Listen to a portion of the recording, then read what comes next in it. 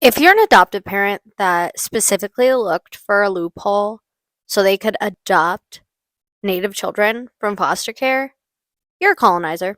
And I bet you're going to be offended after calling all of the adoptees on TikTok trolls. Because unfortunately, what I see happen all the time with adoptive and foster parents who create platforms off of solely adopting and fostering kids is their immediate attempt to discredit all adoptees that don't agree with them and don't purely just praise them for being such a saint for taking in these poor orphans.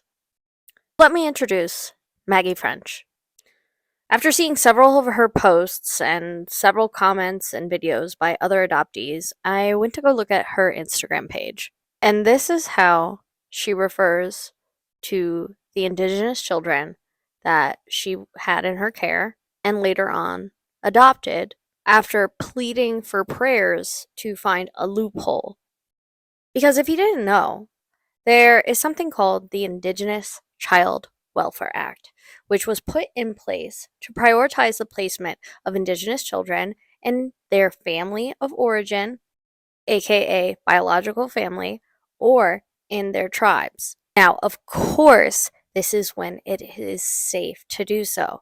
But unfortunately, what happens so much is we have foster parents like little old Maggie here who not only try to find loopholes for their situation, but encourage others to use foster care so they can purely adopt children, when the priority of foster care is supposed to be family preservation. And she is proudly sharing inaccurate information. All the while, she's patronizing adoptees and former foster youth who are rightfully critiquing her in the comment section of her posts. And her response was, I really love your passion. I feel like you guys would make amazing foster parents, or amazing therapists, or amazing advocates for X, Y, and Z. Acting like our little old brains are too small and too smooth to do this hard work by ourselves. Meanwhile, many of us have been in the trenches doing this work and helping children for many, many years.